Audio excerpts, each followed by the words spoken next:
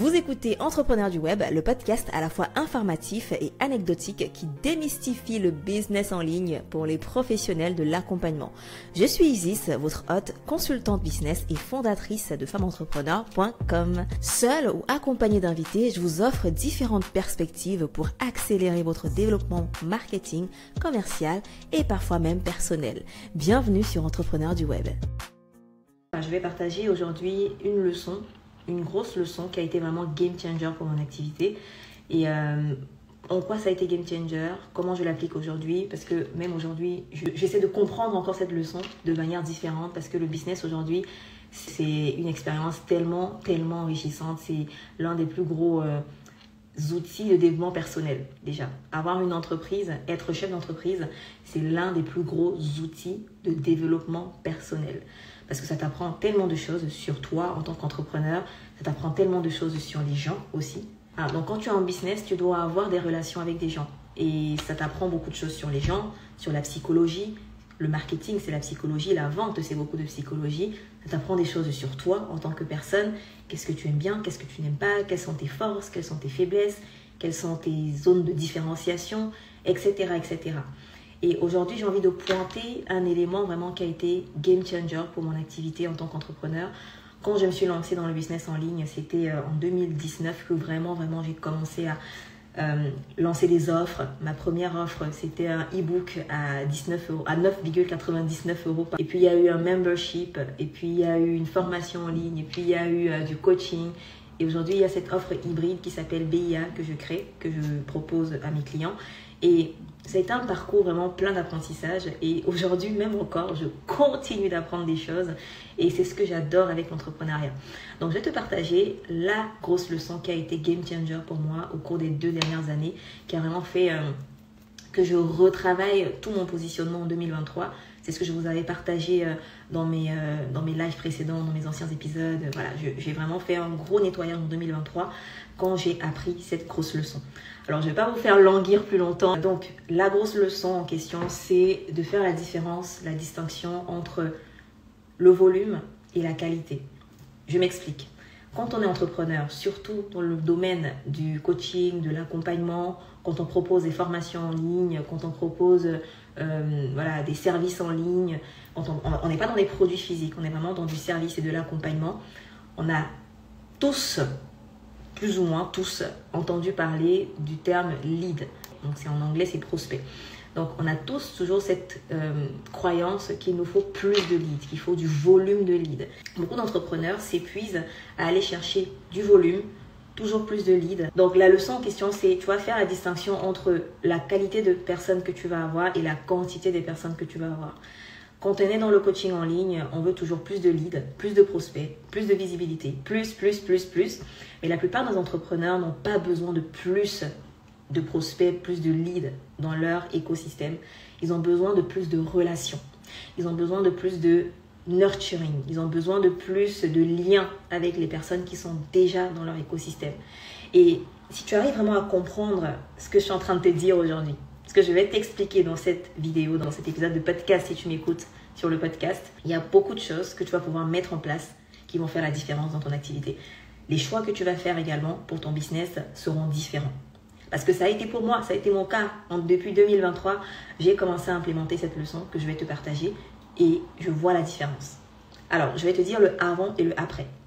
Avant, effectivement, j'étais concentrée sur la recherche de plus de personnes. Le volume, les leads, j'en veux plus, je veux plus de visibilité, je veux plus d'abonnés, je veux plus d'inscriptions, je veux plus de ci, plus de ça. Et aujourd'hui, je fais beaucoup plus d'efforts sur la qualité des personnes. Comment je fais pour avoir la meilleure qualité de prospects, la meilleure qualité d'abonnés, la meilleure qualité de clients, la meilleure qualité de leads. Parce que cette tendance à vouloir toujours plus, malheureusement, te fait parfois aller sur des prospects, des abonnés et tout, qui ne sont pas forcément qualitatifs. Pire encore, si tu ne fais pas un travail de nurturing, création, de construction de relations avec ces personnes-là que tu as déjà, tu perds énormément d'opportunités. Énormément d'opportunités. Donc, je répète ma phrase, la plupart des entrepreneurs n'ont pas besoin de plus de leads ou de plus d'abonnés, de plus de prospects, ils ont besoin de plus de relations. Parce que, tu vois, j'aime souvent prendre cette analogie du concert. Tu es un artiste, tu fais ton tout premier concert, tu es tout excité, la foule est là en face, elle t'attend, la foule est superbement prête à t'entendre chanter. Et tu arrives, tu te mets à chanter, et puis tu te rends compte que ce que tu chantes, en fait, c'est pas du tout ce que la foule attendait. Il n'y a pas de match entre toi, ce que tu chantes, et la foule. On a l'impression, en fait, que l'artiste qu'on attendait, c'est pas celui qu'on a en face. Il y a cette dissonance. Donc, c'est pas la foule qui fait la différence, mais c'est la qualité des personnes qui sont en face, qui te regardent lors du concert, qui a un problème. Donc, c'est la même chose dans le business. Je sais que mon exemple est un peu bancal, mais c'est la même chose dans le business. Comment tu fais pour attirer des personnes de qualité, c'est-à-dire des personnes qui sont capables de payer tes services au tarif auquel tu les fixes, des personnes qui ont la problématique que tu résous, des personnes qui sont dans l'urgence de résoudre ce problème-là, qui ne sont pas juste des touristes qui veulent avoir des informations, mais qui veulent avoir des solutions et qui sont dans l'urgence. Donc, tu vois, cette notion de problème douloureux, urgent et reconnu, les gens qui savent qu'ils ont un problème, comment tu fais pour avoir ce type de personnes-là dans ton audience? C'est la question qu'il faut te poser. C'est pas juste « je veux plus d'abonnés, je veux plus de prospects, je veux plus d'inscrits ». Mais ok, imaginons qu'on te donne 100 fois plus de prospects. Est-ce que tu auras 100 fois plus de chiffre d'affaires? Imaginons qu'on te donne 100 fois plus d'abonnés. Est-ce que tu auras 100 fois plus de clients? Est-ce que tu auras 10 fois plus de clients? Donc, la qualité est vraiment, vraiment importante. Je ne dirais pas que la qualité est plus importante que la quantité. La quantité aussi, c'est important. Mais si tu peux avoir les deux, tu es aux anges. Vraiment, si tu peux avoir les deux, tu es aux anges. Donc, comment faire pour avoir la qualité, la bonne qualité de leads, de prospects, d'abonnés? Déjà, c'est en acceptant de ne pas plaire à tout le monde. C'est en acceptant que ce que tu as apporté, ce que tu as à partager n'est pas pour tout le monde. C'est pour une certaine catégorie de personnes, c'est pour un certain type de personnes. C'est accepter d'être spécifique dans ton message. Tu vois, passe un message qui est hyper précis pour attirer le type de personne même que tu veux. Et tu vois, cette notion de généraliste versus spécialiste, ça revient parce que quand tu es généraliste, tu t'adresses à beaucoup de personnes. Voilà, tu mets plusieurs catégories de personnes dans ton message.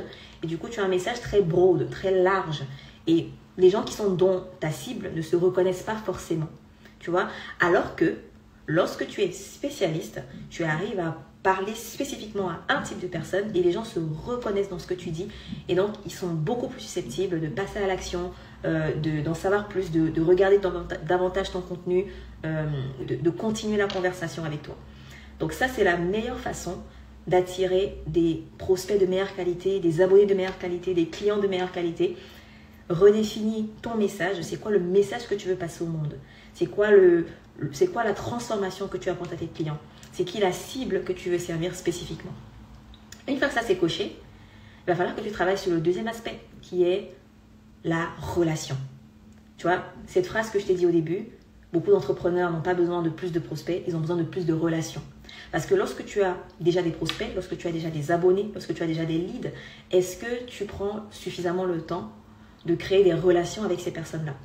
Parce que si ce n'est pas le cas, tu perds malheureusement beaucoup d'opportunités, tu laisses beaucoup d'argent sur la table, mais après tu te plains en fait que tu n'as pas de vente, tu n'as pas de clients. C'est juste qu'en fait tu n'utilises pas déjà la ressource que tu as à ta disposition. Tu as déjà des prospects, tu as déjà des abonnés, même si tu as seulement 100 abonnés à l'heure où tu m'écoutes actuellement. Si tu as seulement 100 abonnés, tu peux déjà aller faire la création d'une relation ou le nurturing. Et ça va, je ne dis même pas que ça peut, mais ça va te permettre d'avoir plus d'opportunités de vente, plus de clients. Donc, quelle que soit la taille de ton audience, travaille à la fois sur la quantité. Oui, le volume, c'est bien, mais ce n'est pas ça qui fait toute la différence. Ce qui fait la différence, c'est avoir aussi la qualité et de créer des relations avec les personnes qui te suivent déjà. Donc, pour aller un peu plus dans le concret, je vois Salamatou qui dit 1400 abonnés. Tu vois, Salamatou, tu as 1400 personnes qui se sont abonnées pour suivre ce que tu as partagé. Déjà, la première question, tu vois, c'est la qualité des personnes qui sont parmi tes abonnés. Est-ce que parmi ces 1400 abonnés, il y en a qui sont des clients potentiels? Ou alors, c'est des abonnés qui te suivent, qui sont juste des visiteurs, des touristes de ton contenu. Est-ce que tu peux identifier parmi ces 1400 abonnés au moins 100 personnes qui sont des clients potentiels? Si tu as réussi à identifier 100 personnes parmi ces 1400 abonnés qui sont des clients potentiels, ensuite, est-ce que tu vas créer des relations avec ces 100 personnes? Est-ce qu'au quotidien, tu mets en place un système qui te permet de connecter, qui te permet d'échanger, qui te permet d'aider, d'identifier les problématiques de ces 100 personnes-là. Et si tu ne le fais pas encore, vas-y, fais-le. Fais-le et tu verras la différence. Tu viendras me dire la différence en message privé. Eliane, tu as 499 abonnés. C'est pareil. Est-ce que parmi ces 490 abonnés, tu peux identifier 100 personnes qui sont tes clients potentiels, des gens avec qui tu adorerais travailler, des gens que tu penses que tu peux vraiment aider, des gens que tu penses que ton service peut vraiment transformer? Si oui, faites la liste. Faites simplement la liste de ces 100 personnes et dédiez-vous tous les jours à créer des relations, à créer du lien, à envoyer des messages, prendre des nouvelles, identifier les problématiques de ces 100 personnes. Et oui, ça peut aller au-delà de 100, mais déjà 100 personnes, c'est un très bon début pour voir la différence et trouver le taux de conversion de votre stratégie de nurturing. Là où vous allez vous dire, ok, là, je me donne un mois pour mes 100 personnes, tu vois, les 100 personnes que j'ai identifiées. Et à la fin du mois, je vais savoir, ok, ça m'a rapporté combien de prospects de faire ce travail, ça m'a rapporté combien de ventes de faire ce travail. Et donc, si ça t'a rapporté, par exemple, 5 ventes, ça veut dire que tu as un taux de conversion de 5%. Donc, si tu veux avoir 10 ventes, tu sais qu'il faut 200 personnes. Si tu veux avoir 20 ventes, tu sais qu'il faut, tu fais le calcul. Tout est une question de chiffres. Il n'y a pas de magie dans le business, c'est des chiffres. Et donc, aujourd'hui, si tu me regardes, si tu m'écoutes, pose-toi la même question. Est-ce que parmi mes abonnés aujourd'hui, parmi ma liste d'emails aujourd'hui, si tu as une liste d'emails, dans mon groupe Facebook aujourd'hui, si tu as un groupe Facebook, dans ma communauté, si tu as une communauté sur une autre plateforme, est-ce que j'ai identifié des personnes qui sont mes clients idéaux cibles, des gens qui ont besoin de mon service, des gens que je peux aider? Et si ce n'est pas encore fait, allez-y. C'est ça qui a vraiment fait la différence dans mon activité parce que j'ai arrêté de me concentrer que sur le volume. Parce qu'il y a une règle en marketing et ce n'est pas juste une règle parce que je l'ai vu également dans mes chiffres, que c'est seulement 3% de ton audience actuelle qui est prête à acheter immédiatement. Donc si tu as 1400 abonnés, c'est seulement 3% de tes 1400 abonnés qui sont éventuellement prêts à acheter ton accompagnement maintenant. Si tu as 1000 personnes sur ta liste d'emails, dis-toi que parmi ces 1000 personnes, il y a seulement 3%, donc seulement 30 personnes qui seraient prêtes à acheter ton accompagnement maintenant. Et déjà, 30 personnes, c'est déjà très bien comme chiffre, tu vois. Mais parmi les 1000 personnes que tu as dans ton audience, tu ne peux pas juste te dire, ok, je me contente d'avoir 30 clients et voilà, je laisse de côté les 970 autres personnes.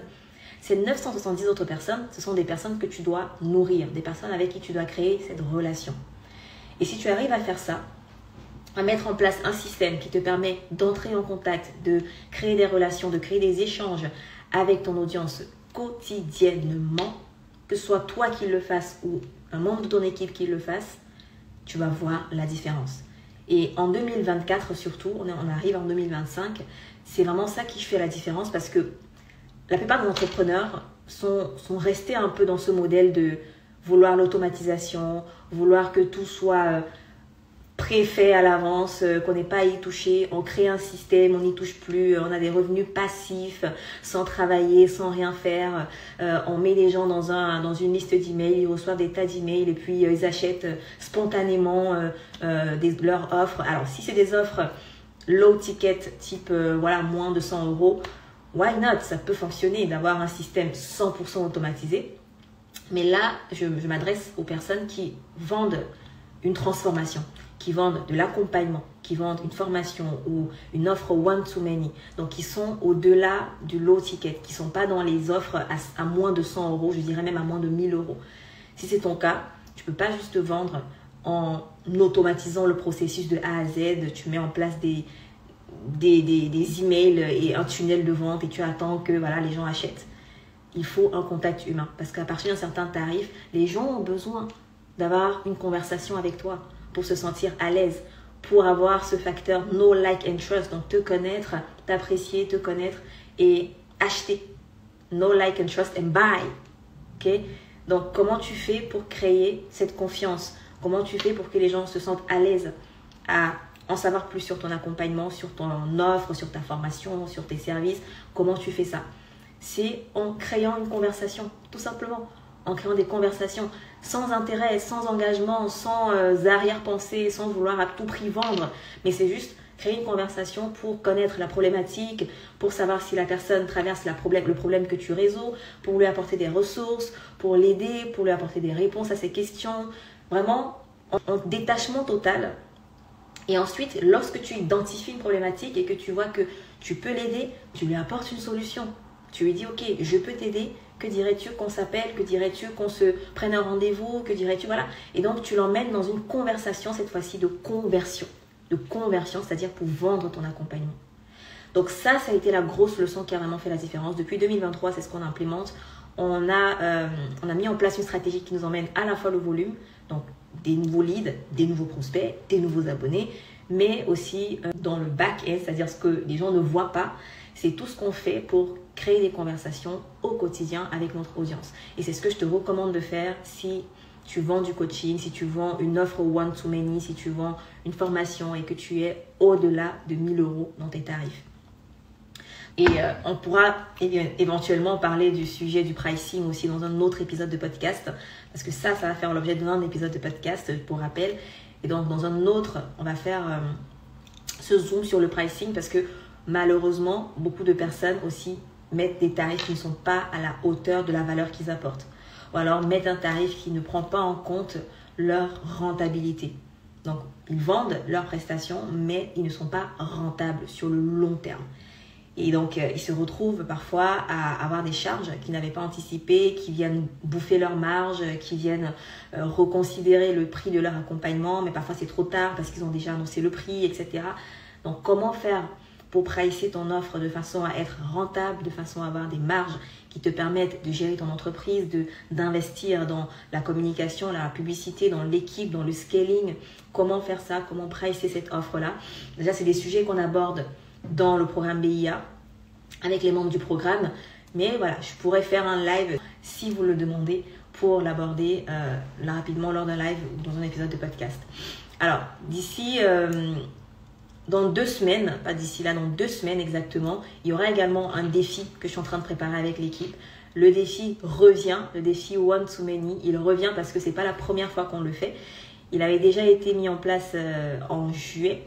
Donc en octobre, le 21 octobre, je relance une autre session.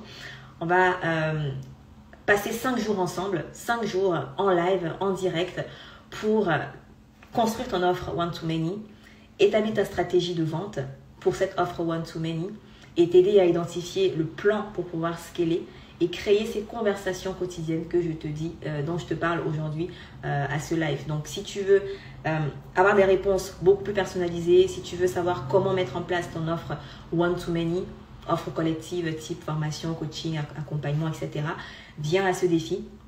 Je te mettrai toutes les informations dans la description pour en savoir plus. Si tu me regardes sur YouTube, tu auras le lien en description pour t'inscrire. C'est un défi 100% gratuit, en direct. Ça va être magnifique puisque ce n'est pas la première fois qu'on le fait. Donc, à chaque événement, à chaque session, chaque édition, on s'améliore. On apporte une touche particulière, on apporte des nouveaux bonus, on apporte une nouvelle expérience. Donc ça va juste être génial puisque c'est la 3e fois qu'on le met en place, le défi one-to-many. Donc toutes les informations, une fois de plus, seront dans la description. Tu pourras prendre ta place pour le défi. Je rappelle, ce sera du 21 octobre au 25 octobre en live, à ne pas manquer. Donc pour récapituler rapidement ce que j'ai apporté aujourd'hui, rappelle-toi que la quantité est aussi importante que la qualité. Et malheureusement, beaucoup de personnes se focalisent sur la quantité et oublient la qualité. Travaille sur la qualité de tes leads, travaille sur le message pour avoir un message très spécifique pour attirer des personnes qui sont prêtes à investir, qui ont un problème douloureux, urgent et reconnu, des personnes qui sont capables de suivre ton accompagnement et qui ont envie de cette transformation que tu apportes à travers ton accompagnement. D'accord? Et ensuite, essaie de mettre en place une routine quotidienne. C'est ce que je l'appelle la cash routine dans le programme BIA avec mes clients. Mets en place cette cash routine qui te permettra de créer des relations, des conversations tous les jours avec ton audience, avec les gens que tu considères comme des clients idéaux cibles. Tu vois, dans ton audience aujourd'hui, que tu es 100 abonnés ou 10 000 ou 100 000 abonnés, c'est pareil. Il faut que tu aies ta liste de clients idéaux cibles et que chaque jour, tu fasses des conversations, tu envoies des messages, tu prends des nouvelles, tu demandes des problématiques, tu fais des demandes, etc. pour que, en fait, tu sois en train de continuellement attirer de nouvelles opportunités. Parce que rien que ça, rien que cet exercice que je te demande de faire, tu vois, ça va te permettre déjà d'avoir des conversations avec des gens, des conversations qui te donneront une nouvelle vision ou une meilleure vision de ton offre, de ton positionnement. Tu vas pouvoir mieux savoir qui est ton avatar client. Parce que quand tu vas échanger avec des gens, tu le fais tous les jours, bah, tu vas savoir quelles sont les problématiques, c'est quoi le profil des personnes qui viennent le plus à toi, qu'est-ce qu'elles recherchent, etc. C'est quoi leur message. Tu vas pouvoir même utiliser leurs propres termes, leur verbatim dans ton message à toi pour attirer davantage de ce type de personnes. Tu vois, il n'y a que des avantages à avoir des conversations en direct avec ton audience, avec tes clients idéaux cibles. Donc, mets ça en place et tu m'en diras des nouvelles d'ici quelques mois. J'ai vraiment hâte de voir ce que ça va donner pour toi. Et si tu as besoin de plus d'informations concernant cette stratégie, bah, viens au défi. Viens au défi, prends ta place. Ce sera du 21 au 25 octobre. Je vous prépare vraiment des pépites, comme d'habitude. Je donne tout pour que ce soit une expérience de qualité. L'équipe et moi, on est en train de préparer ça et on a hâte que vous soyez là et que vous puissiez en profiter. C'est tout pour cet épisode de podcast. On se retrouve la semaine prochaine pour un nouvel épisode de podcast. Voilà, portez-vous super bien et on se donne rendez-vous le 21 octobre pour le défi et la semaine prochaine pour le prochain live. À très vite.